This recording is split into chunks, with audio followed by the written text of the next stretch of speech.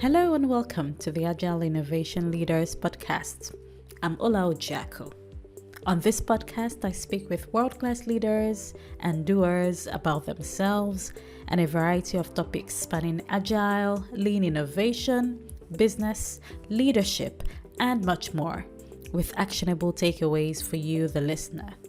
So I have with me here Denise Tilles, who is the founder and CPO of product consultancy Grocket.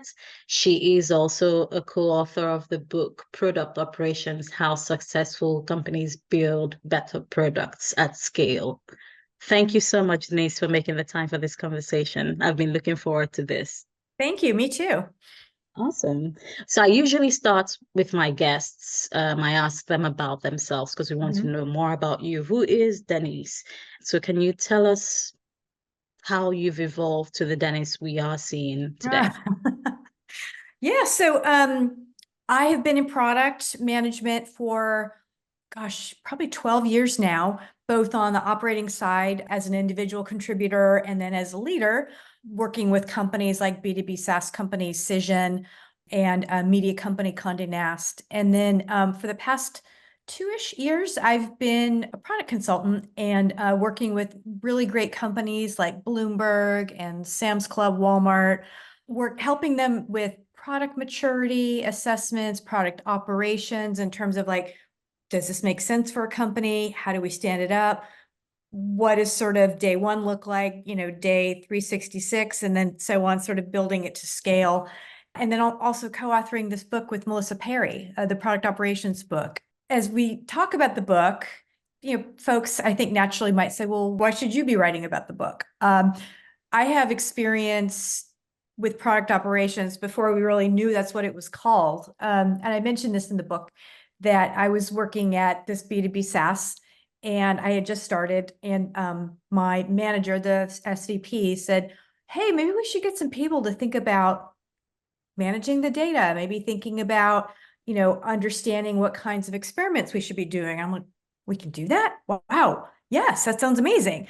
And we were going to hire an individual contributor. We ended up hiring this amazing VP level person, and then she built a small team. And it really was a great compliment to the product. I had a product team of about 10 folks globally, and really great compliment because they understood the product, but they weren't so close to it that they were, myopic in terms of seeing what the potential opportunities or challenges were with the data. So they became a great partner in sort of highlighting, here's what we're looking at for the month. X shows us maybe there's a challenge with the funnel. Maybe we could do some experiments, maybe tests. Anyway, they had uncovered a potential opportunity. It was this sort of add-on product, and we ended up making $1 million the first year. It wasn't even sort of like an advertised product. It was kind of just back pocket offering for clients. So after that, I was like, wow, this is great. I love this. And didn't really know that was product operations. Fast forward a couple of years later, I start working with Melissa Perri at her consultancy, Products Labs. She mentions product operations. I'm like, what's that? And she explains it. I'm like, oh, that's what we were doing. Cool.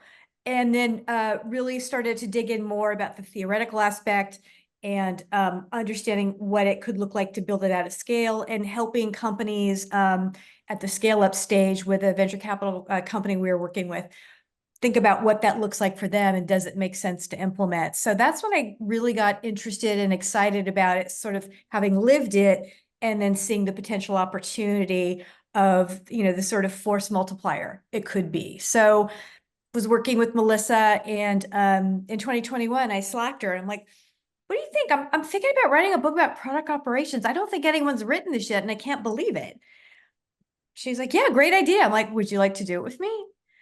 And she was like, yes, I'll do it. She hesitated a little bit because I heard her speaking about her first book, Escaping the Build Trap. And she's like, never, nope, done.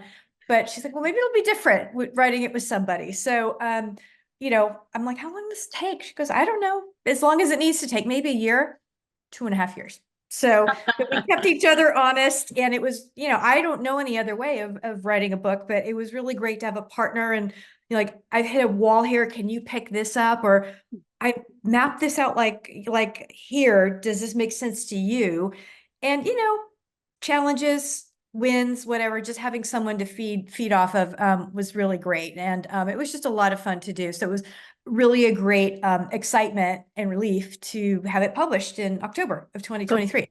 Congratulations. Thank That's you. a massive achievement. Yeah. And I couldn't help wondering when you were talking about, co-authoring the book with Melissa, whether you applied some of the product operations, because concepts in getting your book done. But Oh, that's a great question. We had a lot of qualitative inputs. We had, peer reviews from folks that were from like a CPO, chief product officer, all the way to an individual contributor, kind of brand new product manager. And the questions that they raised were totally different. So it was really great to sort of get those inputs and balance and think about like, who's the archetype we're creating this book for? And I sort of ignored my own advice when I work with product people. Like if you try to serve everybody, you serve no one. But we really were trying to think about like, this could be a book that a product person could hand to their CEO. This is the power. Here's some great case studies.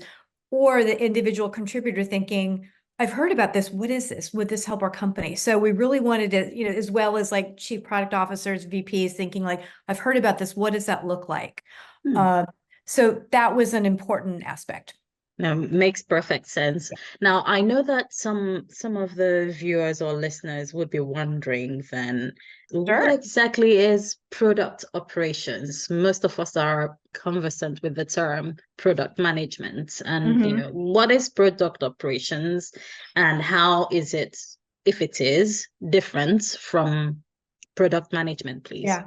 Great question. That was one of the most common questions. That was another reason we wanted to write the book, because we just kept getting the same questions like, here's a book. But product operations, just so quickly put, is really increasing the speed and accuracy and quality of decision making, right? It's about surrounding your product managers with all of the inputs they need to make really, truly informed decisions. It's about supporting them to execute on the things you hired them for, building value, growing revenue, and not necessarily writing SQL scripts. Because at the end of the year, it's like, well, I wrote 10 of those, great, but you didn't deliver X product. Who won? Value. So that's a big piece of it. And the way that we think about product operations, it's really 3 pillars. So business and data insights, which is the quantitative, right? Customer and market insights, the qualitative. And then the third one is the operating model, sort of process and practices. And we like to think of it that way, and sort of broke the book up like that as well, to sort of like focus on that each section. And at the end of each pillar, it's like 3 things to get you started today. If there was like 3 things to do. And one other aspect of it is that we think about how to implement it. And that's a question that we get a lot. And as we mentioned in the beginning of the book, don't try to do all 3 pillars, figure out where the biggest challenge and opportunities are, start there and build out. Some companies I've worked with have just stuck with one of those pillars, and that's good enough for them. It really looks different everywhere. This is just what it could look like. No, that makes sense. And I know that in your book, you also talked about really how product operations can help with solving many of the scaling issues companies face right now. Because it seems like if we're to go into the agile world, there are some purists or fundamentalists who feel like, oh, it's everything is agile, forget about the money and everything. You just apply agile and everything is all right. But at the end of the day, if you're a for-profit business, or even if you're not, you have customers, and customers define the value. And the only way you stay afloat is you're delivering the value, not that you're following a framework. So could you talk a bit more about how product operations can help with companies with, for example, connecting financial metrics to the delivery? That's great. It's really about having all of those inputs available so product managers can make the informed decisions. And a lot of companies we have talked to and interviewed with, they tend to look at more of the product metrics, engagement, usage, time spent, but not necessarily the financial. And that's a huge miss, right? And that's one area we really hammer home in the book, is making sure that you look at all data and not just your product. You want to make sure you're looking at that, but the financials typically are lagging indicators, but so important, right? And if you're doing all this great stuff and seeing engagement, but the revenue's going down, who cares, right? So if you have all of those together, it's a powerful sort of breadcrumb to understand your product health and sort of the levers you're pulling and whether you're, doing any harm or hopefully doing good. So yeah, that would be one key takeaway. So, like you mentioned, financials, for example, revenue and all that, it's a lagging metric. And there is this innovation accounting body of knowledge that talks about using leading indicators. With the multiple organizations and teams that you've worked with, are you able to, off the top of your head, share examples? Maybe give us an example of where a financial metric is tied to hopefully a leading indicator so that you can see, based on the data you're getting right now, to be able to predict how likely we are to hit the financial target. I think, contract signed can certainly be sort of a leading, right, indicator. So you're not recognizing that revenue yet, but at least it's, commitment. Pipeline sometimes can be at least a good indicator. If you've got a nice, robust pipeline and you're comparing it year over year, that's your baseline. That is another indicator. So there's a number of them there, contract value, yield, how much they're purchasing. So there's a lot of indicators, especially with yield. It's like if they were buying, 7 different product lines and spending, let's say $20 million, making that up. Let's say this year they're doing, only 5 product lines, but they're spending 25. What does that mean? Why did they drop those? Where are they spending more money? So there's so much in there that you can be analyzing and helping inform what you're doing as a product person. Thanks for that, Denise.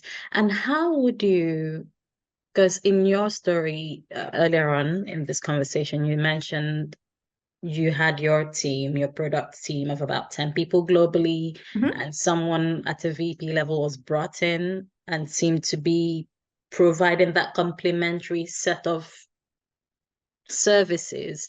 In your book, you give the readers ideas of how they might want to start off, depending on what is their bottleneck. These are my words, not yours, about how to start implementing product operations if they don't have that. So I'm in a large, complex organization. We have product managers. How would you advise the leader of that organization to go about structuring this? Right. That's a great question. And earlier you asked a really good question that I didn't get to, which I'd like to talk about now that will lead into that. You asked what the difference is between product managers and product operations folks. And it's really, the difference is product managers make the decisions, product operations enables those decisions. It's as simple as that. It's the enablement. And if you have buy-in, and one of my clients at Sam's Club, amazingly, the CPO was like, here's what product operations is. Here's the value it can bring my team of hundreds of product managers. The CEO is like, cool, sounds great. Let's do it. It's rarely that easy. And like, let's build a team out of the gate. It's rarely that easy. But, a lot of times I'll see companies where there's someone interested and they might do a little bit, in their quote unquote spare time, and then maybe speak to their manager and say, hey, I'm really interested in this enablement piece. Could I, divide my current role, maybe 50% product, 50% product, and then try to get the quick wins to sort of prove the value. And, then does it look like this person moves into that role full time? That's how Christina Tuaru from Pendo, she was at Pendo and started product operations there. She was a product manager, but saw the pains and started trying to solve it for her team, but thought, oh, this could be really interesting to solve for the whole company. I think I want to do that. So she built an entire team, but made the case for that. So that's one way to do it. You can think about making the case for an entire team, partial, existing resource, or maybe starting with a team of one, deciding what's above the line in terms of what's included, that this person can include, what's below the line that they're not going to be able to do, being very intentional about that. And then starting to build out the capability and showing the value, hopefully, where they could bring on more people if needed. But back to the 3 pillars that you mentioned, there is the data and Mm-hmm. insights, customer and market insights, and the process and governance. Mm-hmm. Now, of the three pillars, which one would you say is fundamental? Are they like a three-legged stool? I mean, they all sort of work together, but if you can only cover one of them, great. If you only have the need for one of them, great. And companies really differ. In my experience, it was like, oh, everyone really is challenged in the data and the business and data insights. Not always. I teach a master class for products labs, and it's a small group, like 25 people. And before we do, it's a 4-hour course that we offer quarterly. And it's really about thinking, does this add value? Is this really where we want to go? And a lot of companies don't have that challenge. They may have more capability needs with the qualitative, and that's an area I see that kind of gets ignored, or they're like, oh, we have a UX research team, but that it doesn't have to originate with product operations. It's just about harnessing it and making sure that the product managers understand how to access it, how to apply it, and maybe even creating like an insights database. Could be something that UX research has. Great. Let's make sure that the product managers are aware of that. And the process piece, we've seen sort of hybrid structures where we've got a couple of dedicated people within the quantitative and qualitative, the business insights and customer market insights, and then more of a horizontal across the teams for the more process. So that was an organizational strategy that Blake Samick employed at Uber and Stripe when he set those teams up, thinking about more tactical support where needed, and then more of a horizontal type of program. Thank you. So another thing I'd like to know, because looking at the title of the book, the second half says how successful companies build better products at scale. So does it mean that if I'm a startup, I shouldn't be bothering myself with product operations? Not necessarily. There's one company I can think of that is probably in a Series A, maybe a B, and they have a product operations person. So you can decide, if you've got the resourcing for it, that you dedicate one person. But typically we see product operations more with the sort of scale up and enterprise level. Right. Okay. Because typically a product manager, kind of has a mishmash of all roles and different hats. It's like you're developing the roadmap, you're speaking with the customers, you're making sure that the implementation is going on track. But it seems like it's more about teasing out the operations part and the enablement part and leaving them to focus on the pure product. I'm just trying to get my head around the concept, because it's really a fascinating. We make the point in the book that product managers are being asked to do ever more, like be strategic, be tactical, focus on delivery, make sure that you're a great partner with cross-functional, apply data. Oh, you don't have data. Well, do it, make sure you learn SQL to pull out the data. So there's just so many things, and you think about it, something's going to slip, right? So it ends up being, we have to deliver, but are we delivering the right things? Are we delivering as much value as we could be doing? And that's typically where the drop off is. We're delivering, but is it the right type of work to really move the needle? I mean, that's sort of what Escaping the Build Trap talks about, Melissa's first book. But product operations helps make sure that we are focusing on the right things and delivering the right things. So what does it look like when product operations is operating, in your and Melissa's opinion, as it should be? What could the organization look like? Could you describe a day in the life of a well-oiled product operations machine? Oh, that's a good question. I mean, ideally, if I could, have anything I wanted, I'd have a few folks thinking about that sort of hybrid model, right? So the sort of horizontal across all of the different teams and verticals, someone thinking about what are the methods, what's sort of the systems design we need, not just for the sake of it, but making things easier. And this was a challenge that I see a lot, where companies and product managers spend so much time talking about doing the work rather than doing the work. How do we get rid of that? How can we clear that out so everyone's aligned? And is there a template we're using for roadmaps? That's always a challenge. Great, here we go. People are not usually that wound up about how it should look. Just tell me what you want and I'll go. And there's a lot of sort of cycles burned and wasted on things like that. So it's just about helping people understand the rules of engagement and can get going with doing work of value versus talking about it. And then I think in terms of the hybrid and having more dedicated folks, I would love to see maybe a person more focused on data analysis, ideally with each VP maybe.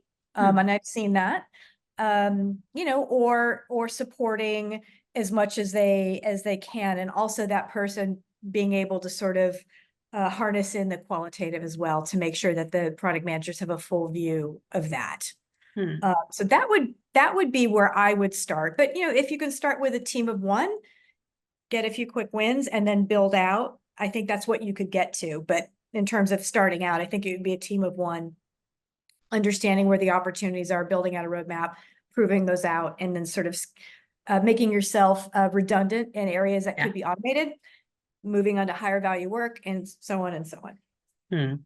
So that right now AI seems to have come to the forefront of the news with OpenAI's launch of ChatGPT, and there are lots of courses there. So when you mentioned automating those things that can be automated, it kind of triggered this question. So, but what are your thoughts on how AI, generative AI, could help with making product operations smoother? I would think around comms, right? So if we've got release notes that perhaps product operations has put into more, what's in it for me as a salesperson, that's great, the Jira 521 release, but what does that mean to me?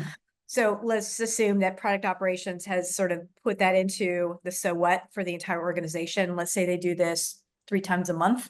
Maybe you'd be able to use ChatGPT and keep sort of feeding those in and being able to create a digest that could come out and be updated each however you want, or someone could request that on demand. That would be one way of doing it in implementing AI. It's interesting you mentioned OpenAI because one of the people we talked to is leading product operations at OpenAI. Blake Samick, who introduced it at Stripe and Uber. So they believe in product operations. In spite of them thinking about, building these wonderful tools for all of us, and people think, oh, they're going to replace product managers, or it's not. It's more of a supplement and an enablement type of tool. I haven't seen a lot to really think, oh, wow, that's absolutely revolutionary yet. Doesn't mean that's not the case, but I think in terms of what I'm seeing right now, it's still people thinking about manually creating those baselines and then automating data, not necessarily through AI. Okay. Any thoughts on your part, where that might sort of play in with AI? So on the product management side, I can see that you can use it as your enthusiastic, cheap researcher guide, or someone you're bouncing ideas off to kind of produce a first draft of maybe the vision and all that. From an operations perspective, you would be the expert here, but I'm thinking, again, if it's about the processes, then are there things that are repetitive? You mentioned the comms, is it coming up? Is there a way of pulling together all the information sources and knowing how previous ones were, kind of putting it in a template and a format and pushing it out at regular intervals? But that might need some sort of tooling that could help bring it all together without replacing the humans, if that makes sense. So if there's a tooling for that from an operational perspective, you're knowing, okay, this is the time you need this sort of data, and you pull it all together and you help with producing a first view of what it might mean, but then it helps with the conversation. And when it's time for reporting and all that, you just push it out to the right people. So maybe there's a room to get some sort of tool set or that kind of interfaces with. That's my thoughts. I wasn't prepared for this either, but we're just kind of sharing Yeah, opinions. no, it's Yeah. kind of an exciting blue sky moment, right? And Mm. I'm all for automating and replacing tasks that can be done just as well, and then moving yourself into more strategic things that can't be done by AI or a tool. So Exactly. yeah, For now, it's more of a good assistance, but I don't think humans are going to be replaced anytime soon. And there will still be that need to review the outputs. exactly. I was on a webinar on a Drucker forum, and Marshall Goldsmith is a well-known executive coach, and he's developing an AI version of himself, kind of feeding it with all his works, the books, the articles, and all that, so that if you ask it a question, it's likely to respond the way he should. Mm. So this thing was asked, okay, who is Marshall Goldsmith married to? And it produced the name of someone else. And he was like, his marriage would have been jeopardized. So, it's you feed it, but Yeah. it still hallucinates. So in addition to your product operations books, which I would highly, highly recommend to the listeners. Please go get your version. The link to the book would be in our show notes. So what other books would you recommend to people? I know that there aren't that many product operations books, but what other books would you say have influenced your Yeah. thinking, your practice? Yeah, definitely escaping the build trap. Mm-hmm. This almost is a continuance of that because Melissa sort of alludes to product operations in there, but here we're really going in deep on that. I listen to more podcasts than read. I probably should be reading more, but I love Teresa Torres's Continuous Discovery Habits. That's a great one. I did that as a book club with a client, but I just listen to a lot of podcasts. So Lenny's Pivot, I love, which is an American one that's more about tech and business in general. My husband is not in product or tech or any software or anything, and he loves it. So it's Mm-hmm. really appealing to a wide audience. I listen to a lot of comedy and as well, and the New York Times and Melissa Perri's podcast as well. So those would be my recommendations. And Lenny has a great newsletter too. There's a free version and a paid. The folks that do the paid say they love it, so I'm thinking of investing this year. I like that word, investing. And would you have any ask of the audience as we wind down? Oh, I love that. Find out what product operations is, and does that make sense for your organization? Is it something that you might be interested in as sort of a segue from your current role? You don't see a lot of people like having years and years of product operations role. So now is kind of a great time to think about, do I want to get into this? Hmm. And folks that I think really succeed in this type of position are typically product managers. They've done the job, they have that empathy, but I've seen really great sort of segues from customer support. There's that Hmm. empathy aspect again, right? Because in the end, product operations about, sort of being the PM for the PMs, right? Right. But people that are data analysts, so that I think is important to think about, do I understand it first?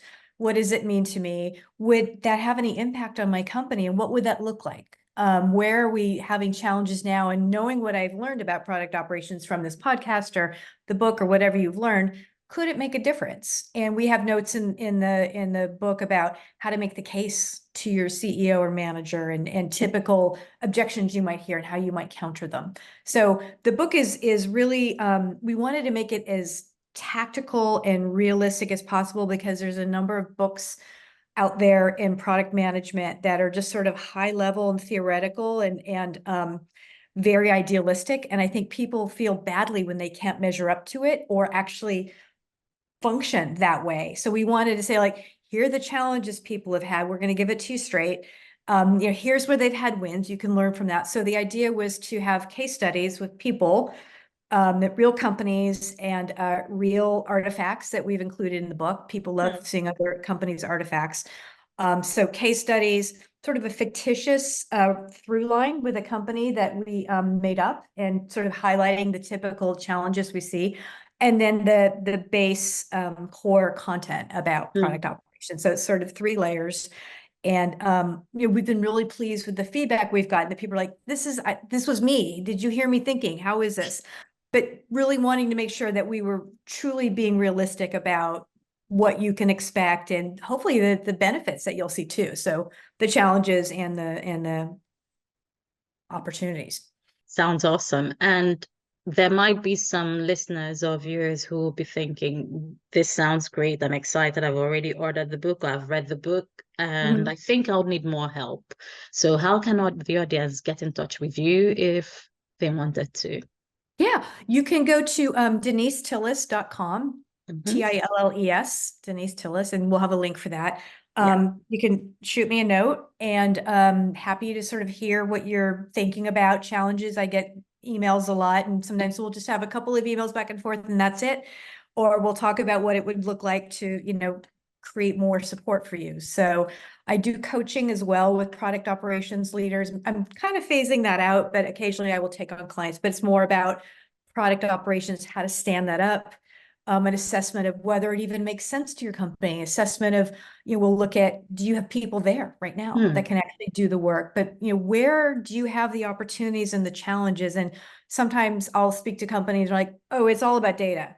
And I'll get in there and talk to them like, well, you've got some challenges here, here, and here too. And like, oh, great. And sometimes having just that objective viewpoint really helps sort of shine the light on challenges. This has been fantastic, Denise. So any final words for the audience?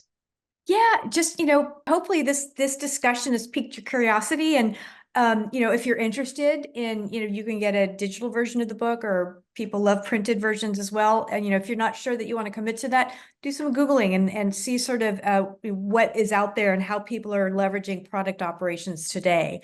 One area, comments that I get a lot in questions from people, it's like, well, people are tightening their belts, reducing staff. There was probably a lot of overhiring in software companies, especially during COVID. And I have seen a couple of times where people are like, what, product operations is a cost center at the end of the day. And it is, you have to be proving your value all the time. That gets cut first. But it's kind of short-sighted, because that's when you need product operations even more. If you're really sort of hunkering down and making sure that every dollar or euro or whatever your currency is being leveraged and maximized, that's where product operations can actually help. We've made these bets in terms of our product roadmap. Let's check in. Are we actually executing on them? Are we not? Do we need to pivot? If you're just delivering and delivering, you have no sense of that. So you may get back to the build trap, or, delivering things that aren't necessarily creating value for your customers. So I get excited when I hear stories about companies that have had layoffs, unfortunately, but they have kept their product operations teams. And to me, that's smart way of thinking about maximizing reduced resources. Well, thank you so much for that, Denise. Again, it's been a pleasure having you as my guest on this podcast. I've learned a lot. Thank you, Denise. Thanks so much. That's all we have for now. Thanks for listening. If you like this show, do subscribe at www.agileinnovationleaders.com. That's agileinnovationleaders.com, or your favorite podcast provider. Also share with friends, and do leave a review on iTunes. This would help others find this show. I'd also love to hear from you, so please drop me an email at ola@agileinnovationleaders.com. Take care and God bless.